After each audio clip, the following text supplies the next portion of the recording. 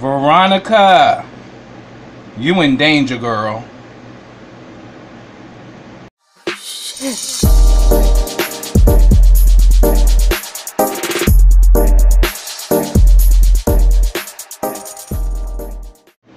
Hey, what's up everybody? Welcome back to KRS TV. This is your boy Kenny, and this is the Haves and the Have-Nots Season 7, Episode 3, and the name of this episode is A Good Man. Now, for me, this was a filler episode because not much really happened.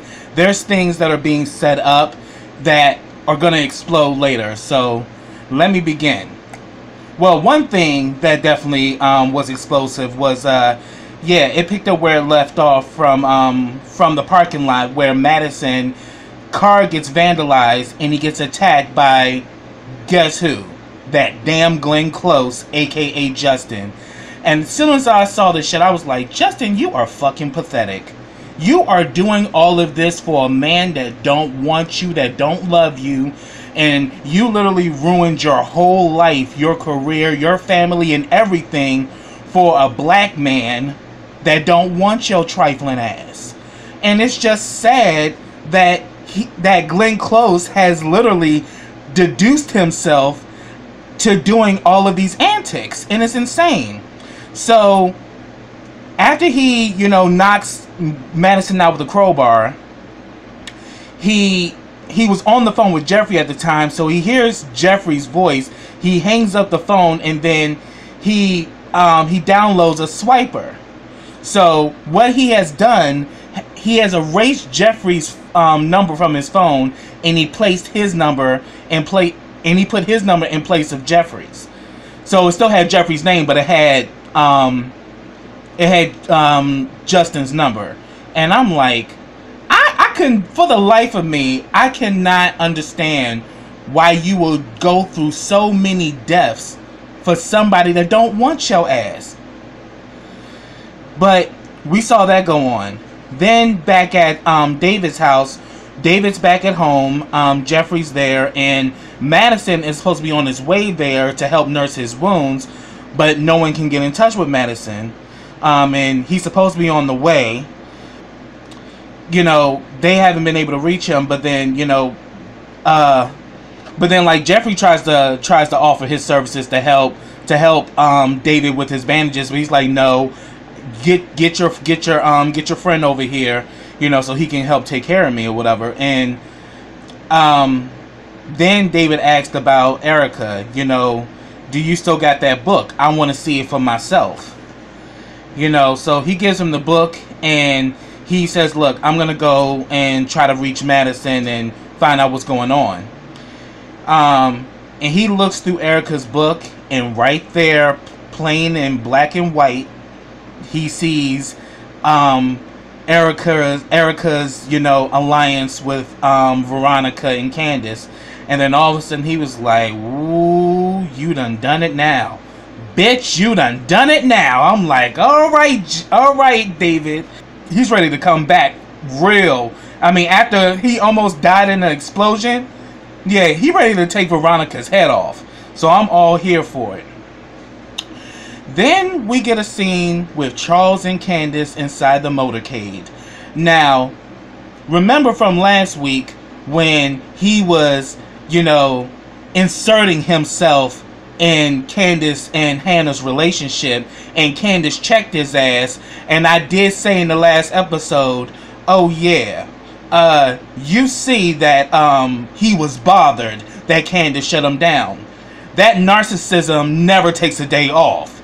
So when they got in the car, oh, he just let it rip.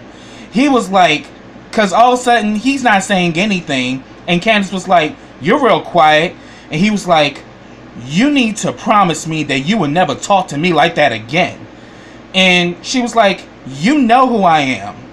And he was like, yeah, and who you are, but not ever talk to me like that again. And I'm like, see, here it is, Charles. You now realize you are way in too deep, and you really thought you had this thing, you know, you really thought you had this thing under control, and now Candace is letting you know you ain't controlling jack shit. So, and she's saying that well, and after he said that, well, whoever you are, you can never talk to me like that again. And she's like, what if I do? What you gonna do? What you gonna do? And I'm like, this fool stops in the middle of nowhere and tells her to get out. I'm done with you.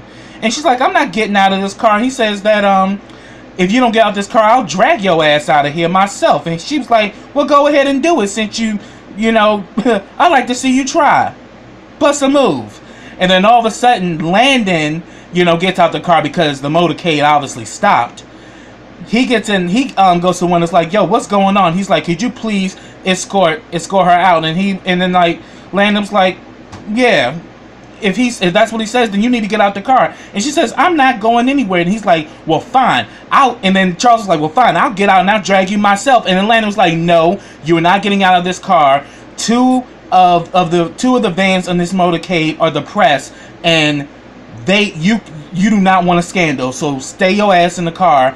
I'll handle this. And then Candace was like, look, just take me back to the hotel. But you ain't putting me out in the middle of nowhere. That ain't happening. So they pretty much end up driving to the motel. Then back at Hannah's house, Benny has finally come home. You know, Mitch is there. Hannah's still saying that you should have stayed at the hospital, but Benny, with his dumb ass, wanted to come home. You just got stitches. You can get an infection and you could fucking die. But Benny's not thinking because Benny never thinks. So then Hannah had asked Mitch, are your people going to be coming back after him? And he says that, look, I'm going to talk to my grandmother and I'm going to get this whole situation resolved. And, you know, Hannah leaves, and then Mitch tells Benny to get better. Benny tells him to go to the fireplace and get that money, you know, to get back to your uncle. And he was like, I don't think that's going to work. He's like, man, just take the money. So he goes to the fireplace and gets the money. Yeah, so that's what's going on there. So then in the other room, Derek is talking to Hannah, and he's asking how is Benny, and he also asks how she doing, and she tells him thanks for everything. I thank you for being there for me. But she says that, as you can see, you know, I can't take no vacation. And he was like, yeah, the Bahamas can wait, you know. And he's like, you know, you look like you're tired, so I'm about to go home. And she was like, oh no, stay. You know, okay, I can maybe sleep on the couch. It ain't too bad. She was like, oh no, stay with me in my room, in my bed. And I was like, oh, Miss Hannah. You want some body heat, huh? Well, you always know when you get that body heat, it can always lead to something. But she is adamant, we just gonna sleep. I just want to be held. Yeah, and that's usually how it starts. And she's like, I just want to be held, you know, I don't want to be alone. And I'm like, and from what we know of Derek, neither do he. He been trying to get this moment since forever. So we gonna see whether Derek doesn't cross the line. But personally, if Hannah did, I would be so happy for her, because Hannah is long overdue. She need her some TLC, tender love and care, if you know what I mean. So we see back at the hospital, Madison gets checked out, and he was saying that you know, we need to find out who did this to you, because, you know, we probably got to run the cameras. But Madison's like, oh, I know who did it. You know, he says, yeah, there's an officer harassing me. And he's like, do you know who the officer is? He's like, no, but I'm gonna tell the police. So pretty much he tries to call Jeffrey, and somebody different answers the phone, because he immediately picks up that Jeffrey doesn't sound like himself. And he was like, hello, Jeffrey? And he's like, yes. He's like, yo, dude, you sound funny. What's going on? He's like, oh, I have a cold. He's like, dude, what you mean you have a cold? I just left you about 30 minutes ago. What you mean you have a cold? Like, and he's like, Jeffrey? Yeah. Jeffrey? Yes. He's like, Justin? He's like, no, it's Jeffrey. I'm like, Justin's ass needs to be dealt with, and he needs to be dealt with fast, because this bitch done lost all her marbles. And afterwards, you know, Madison realized this fool took Jeffrey's number out and put his in place. That son of a bitch. And I'm like, And I'm going to get on Jeffrey's ass later, because trust me, I'm going to get to that, because Jeffrey really, Jeffrey needs like a serious reality check. So we see that that Sarah is still at the house waiting for Jim. She still ain't heard back from him. Wyatt hasn't said anything, because, you know, Wyatt done snuck out. And we come to find out where he went. So pretty much we see that Sarah actually goes outside, and she gets a call. And it's George and his stinking ass. He was like, so did you get the bullets? She was like, no, but I'm at his house. He's like, yeah, I know where you are. Did you get the bullets? And she's like, look, I'm going to get the bullets. But he found out the wire. She's like, yeah, I figured he would do that. But, yeah, you better get those bullets back, you know, or I'm going to prosecute you to the fullest extent of the law. She's like, look, I'll get the bullets, okay? I'll get them. And she was like, and she's like, look, I'll get the bullets. I'll get them. And George was like, I know you will, because you don't have a choice, because you're going to be prosecuted anyway, but at least if you give me these bullets, I'll be a little lighter on you. Oh, yeah, and by the way, Sarah, you disgust me. I'm like, ooh, George ain't going to be happy until his ass going to be shot the fuck up like Jennifer Salison. He playing with forces that he really don't know what he messing with. And George is just so cocky, he just don't care. But I was just like, oh, he really feeling himself. Because he was just so adamant that he was going to take him down. And then also, you know, after Justin had attacked Madison, a security guard had saw him there. And he pretty much told him that, don't you move. You stay right there. He's like, look, I'm actually trying to help him. And he's like, oh, so what are you going to do? Do you have a gun? Oh, what? A flashlight? And then he attacks the guard and was like, you fucking rent-a-cop? What, you think you're going to stop me? Huh? What? And I'm like, see, Justin ain't going to be happy until somebody kill his ass. And I'm, for one, am ready for it, because Justin has completely wore my nerves out. And I don't know how much more I can take of Justin. So, Tyler, we need to handle Justin, and we need to do it now. So Sarah, after talking to George and his smug ass, because he wants a conviction, and it's really a personal vendetta because they killed one of their own. You know, he wants you know, retribution for Jennifer's death, and that's why he wants to take the criers down. And then all of a sudden we see that Jim finally shows up, and this is after he was at the Artesian roughing up Broderick. And the real reason why he did that was because Broderick gave Catherine Cryer the D. There's one thing of giving your girl some good loving, but it's another thing when you're giving her the D. Like, seriously, D. So he gave Catherine the D, and that pissed Jim off, because he done turned Catherine out. And Catherine was just as glowing up in that bed. And when he saw Broderick, he rubbed Broderick up, grabbed him by the balls. So this is after that. He comes home, and now Sarah's there, because he went to talk to Catherine about Sarah, that, look, you know, she came to my house wearing a wire. She's trying to trap me up, and we need to handle her. So all of a sudden, he pulls up. Sarah's there. He's like, really? What the hell you doing here? Get the hell out of here. And then he rips off her clothes again. Because I'm like, he straight be disrespecting the living shit out of Sarah. And Sarah is such a stupid ass that she allows it. Like, girl, obviously you like being treated like trash, because that's exactly how he treats you. And then he's like, you got a wire? She's like, look, I'm going to let you know this right now, Sarah. I don't want you anywhere near me. But she's like, I gotta talk to you. So it's like, go on, get in the damn house. So they go in the house, and she's like, I can't go to jail. Look, I need the bullets, Jim. He's like, now you know you ain't gonna get them bullets back, right?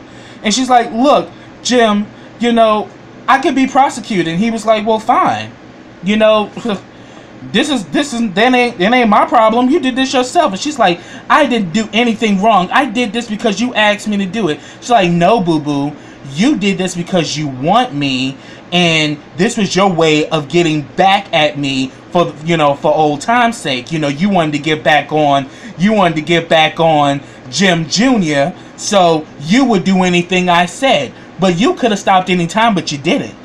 So, poor girl, you wanted me, and now you done broke the law to be with me, and now you want me to clean you up. Girl, bye. And she's like, Jim, my life will be ruined. I can't go to jail. He was like, boo-boo, your life is already ruined. You know, I'm like, it is what it is. It's over. And, you know, and she's like, look, please, I'll do anything. I'll give you everything. She's like, boo-boo, I had your everything. And trust me, I'm not impressed. You're done. And she's like, please, Jim. And he's like, beg one more time. Please, Jim. Yeah, beg one more time. Then all of a sudden, he's about to get it in with Sarah because Jim's a horn dog. Jim, in any situation, when there's a fine woman in the room, he's gonna find a way to stick it to her. And this was just another situation that he was about to, you know, give her the D and then dog her out like he usually does. And then Catherine shows up in that blue freakum dress that she wore when she went to go have her little rendezvous with Roderick, and then end up having a threesome with Rocky. So Catherine is feeling all of her feminine wild. She's like, oh, And then all of a sudden, what do we have here? And we see that Sarah's in her bra and her skirt. So, and she was like, girl, if I had a body like that, I would never wear clothes. And she's about to cover herself. She's like, oh, no, no, no. Keep your stuff off, honey. Ain't nobody tell you to put on your clothes. So, all of a sudden, we see Jim and Catherine in their crazy, psychotic, you know, way start to spin this whole situation to discredit Sarah altogether. You know, they talked about her being at the hotel. Catherine threw out Veronica and said that Veronica is the type of bitch that'll blow somebody up. So you over here, so you're pretty much the assistant DA who stole evidence, and you think you're gonna attach us to this because, honey, you had every possible reason to do this. I mean, with the prostitution ring going down at the hotel, you constantly being there going after Jim. So we can just say that you did this out of your dying love for Jim. You're this obsessive whore who wants Jim, and you would do anything to please Jim or to help Jim. And that's exactly what you did. That you acted completely on your own. You were not coerced or anything. And like Sarah's standing there like, this is not true. Like, who the hell's gonna believe this? She says that, and they both like, well, we have a way of pursuing the jury that they're gonna see it that way, and the best thing is that they're gonna make their decision based on the facts, and the facts have a way of working things out in our favor. So it is what it is. And she's like, you guys can't do this. And she was like, wow, you really know how to pick them, don't you, Jim? So then all of a sudden she finally gets up and she leaves, and he pretty much says that, look, you cannot frame Veronica because Veronica can take all of us down, so leave Veronica out of this. So yeah, so they really play this up, and then like what ends up happening, he tells Leo to find Wyatt. When Sarah was outside, we come to find out Wyatt is in the trunk of her damn car. So I'm like, see, they need to just go ahead and do something with Wyatt, because I'm getting sick of Wyatt and his junkiness. I'm really getting sick of this junky ass, because it seemed to me that Wyatt is not going to get any better. Wyatt is on a collision course for hell. So Tyler, either get this boy some help, or put him in a real scary situation that he decides to get clean and sober, and we can get a new narrative to Wyatt, or just kill the fool. Just kill him. Because I'm getting tired of seeing this fool. I'm getting tired of him and his crackhead antics, And it's like it's getting to it's becoming annoying, and I can't with Wyatt. Wyatt needs to go. So Wyatt is in Sarah's trunk. He's that pressed to get out so bad that he snuck in her trunk, and he don't even realize that there's still a bullet with his name on it, because the Malones know that you attacked Uncle Vinny, and you still think that you're invincible. And a lot of crackheads think they are. So, hey, let's see how invincible he is when he get a bullet in his ass. So, after Jim and Catherine go back and forth, you know, he sends Leo up to the room to find him. Wyatt ain't there, so he tells him that, look, you mean to tell me I'm paying you guys and you can't keep in touch? You don't know where he is? Well, you need to look throughout this whole entire yard, you and Mac, and you need to bring his ass back here. And you're supposed to keep an eye on him 24/7. And then all of a sudden, you see that daggone Catherine, after she done got turned out, she looking at the guard, she's like, he's got a nice body. I wonder what I can do with them. And she's like, Catherine, cut it out. And he says that, and he's like, won't you just act your age? And she's like, I'll act my age when you act yours. But it's like, you sure know how to pick them, huh? You know, pretty and dumb. And he's like, and he tells Catherine, yeah, and you're one of them. And she's like, and you're both. And he's like, that's the nicest thing you've ever said to me. I'm like, that damn Jim and Catherine are a mess. I can't. They are just over the top. So then we see back at the hotel, Candace and Charles are walking with the committee. Candace goes in her room or whatever, and we see that Candace goes and starts packing her stuff. Landon goes in there, you know, she's like, I'm packing, I'm getting the hell out of here, you know, I don't need this shit. And she's like, look, this man is one of the best things that happened to you, and you're just gonna leave him like this? She's like, well, I don't care. I don't give a damn. Like, I'm leaving. I don't want nothing to do with him, and I don't care. He's like, you know what? And he's like, you know what? Fine. So he's like, and she's like, what you doing? She's like, I'm helping you because I can no longer condone someone so stupid and ungrateful that they will continue to be ridiculous when someone is trying to help you. And she's like, he feels something for you, you know, but it's like you just constantly want to ruin every good thing this is the best thing that can happen to you, when you want to ruin it. Like, what the hell is wrong with you? And she's like, no. And then, like, Candace was like, oh, so I'm just supposed to just sit back and just take his crap and let him walk all over me? That ain't gonna happen. And then all of a sudden, Landon's like, he's not like that. And she's like, well, how do you know that? And he's like, I've been around him. And I'm like, see, last episode, we kind of clocked, Candace kind of clocked that Landon was feeling some kind of way with Charles. But in this episode, she confronts it. Oh, wow. You in love with him. So she's like, is he gay? So what, am I supposed to be like the beard or something? Is he gay? You know, is he? And then Charles and then all of a sudden Charles just pops out of nowhere. Is that what you think I am? I'm like, perfect timing. And then all of a sudden, she's like, you tell me, what's going on? Are you gay? And he's like, you know that I'm not gay. She's like, won't you show me you not gay? He's like, but you know that I'm not gay. You know? And she's like, look, I know what you're doing. You're trying to hurt me, but you can't hurt me. And she was like, oh, I can hurt you. I really can. And he's like, I know that he's like, and then he's like, you know, I know you're in pain. I know you're hurting. And, you know, I saw how you were interacting with your mother at the hospital. I just realized I can't change you. I'm doing everything I can to make a better change for you, but you don't want to change. You don't care about change. And then all of a sudden she was like, you done? And I'm like, See, that's what it is. Candace don't like being controlled, and Charles is very controlling, and he's a narcissist. So she clocked it and was like, oh no, I'm getting off this ride. So we saw all that go on. But you can definitely tell she got feelings for Charles too. So I don't think it's over for her and Charles at this point.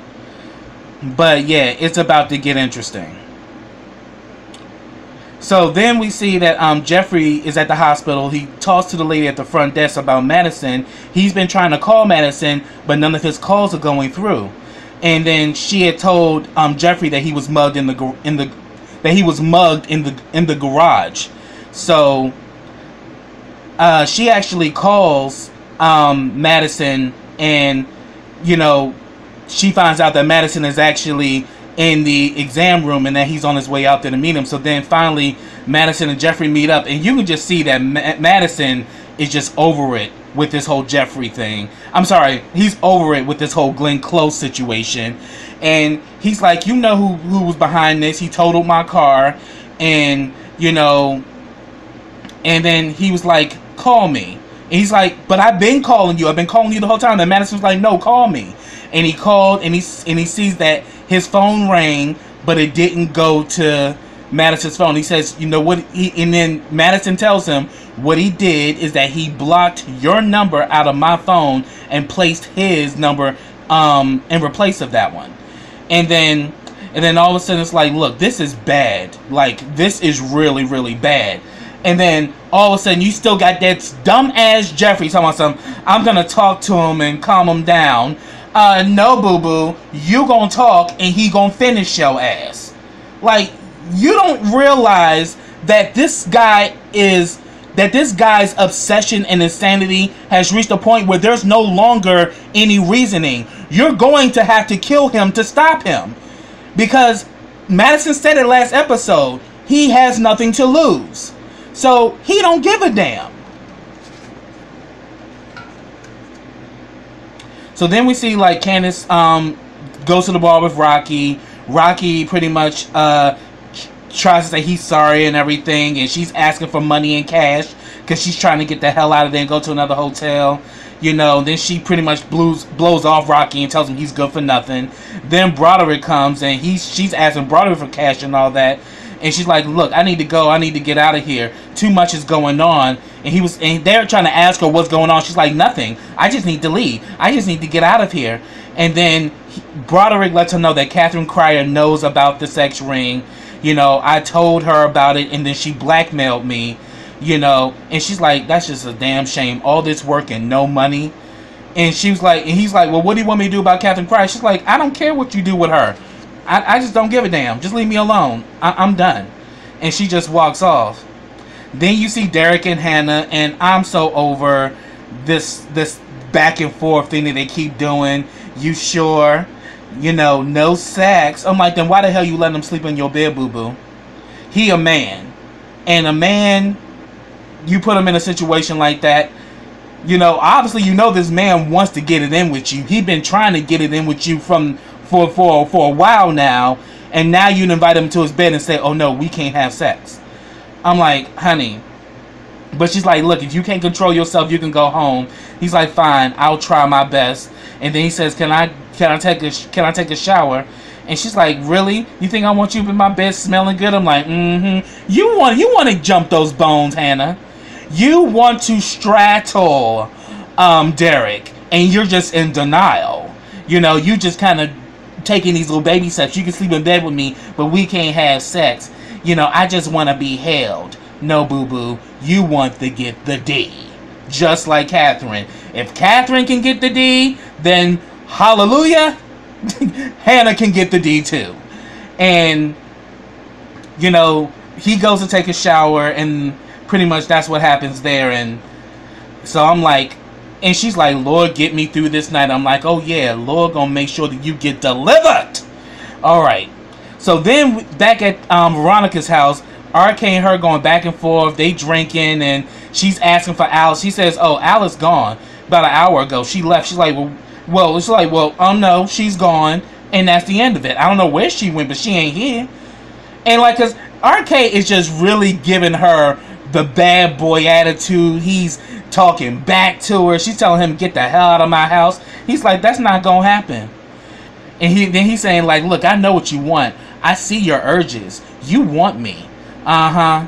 And she's like, and then she's like, I can't believe this. You just need to go somewhere. So he kind of makes his moves on her and shit, cause he knows that Veronica thinks he's sexy, and she likes that shit talking. So that's exactly what he's doing to her. But he's like, but you know, at the end of the day, I'll come to your defense. Then while they were sitting there, she was just like, it happened right there. Yeah, he was like, yeah, I know. And did you see that I stood up in your defense? You know, talking about when David knocked her out and knocked her across the room. I mean, it was like something out of Street Fighter. It was like, she flew across the room. David socked the mess out of her. And then all of a sudden, what's his name? RK is like, you know, I got your back. And she says that he is more of a man than you will ever be. And she's like, oh, so you defending the man that hit you? She was like, he's a good man. He's a real good man until he cheated on me. And I'ma call the bastard. And I'm like, and RK told your ass, don't call him, leave him alone. But Veronica's like, boy, please, you gonna quit with this trying to tell me what to do shit. So all of a sudden, we see that she calls David. Her and David go back and forth, and immediately when he answers the phone, she's like, you motherfucker. And she's like, so Erica was working with you, huh? And she's like, you hit me. And he was like, yes, I did. You knocked me to the floor. Yes, I did. And you left me. Yes, I did. And I hate you. Well, the feeling is mutual, sweetheart. You know. And she was saying that you sent that woman to play with my emotions, and you tried to get her, and you tried to get her to fall in love with me. And she's like, try? She got you. And now you realize you thought you found love, huh? Nope, you found a whore. She works for Candace. That's one of Candace's girls. Yeah, you fell in love with a whore. Uh-huh. And then you had the nerve to hit me and came to my house in her defense. And you hit me after all I've done for your ass. And he said, Veronica, I'm going to kill you. I was like, all right, David is ready for revenge, and I am ready with my seat buckled and with my popcorn and my wine in my hand, ready to see what David gonna do to Veronica's ass, because Veronica need to be dealt with too. She been getting away with everything from the moment we met her. It's about time she gets knocked down. You know, she needs to get knocked off of that damn pedestal, and I'm so here for David doing it. But her ass was stunned that he said that to her, and then all of a sudden we see that her whole emotion changed and everything, and she starts sitting by herself. And then RK was like, I told you not to call him. And that's where it ended. So that's what I have, y'all. If I missed anything, put it down in the comments. I'd love to talk to you about it. But so there's gonna be some bombs that are about to explode on this show. We just gotta keep watching. Subscribe to my channel. Click that bell so you get notifications every time I drop a video. Also, follow me on all of my social platforms. I have them all listed in the description box. Also, like this video, comment on this video, and share this video. And I'll be back with the next episode of the Haves and Have-Nots. So until next time, everybody, take care.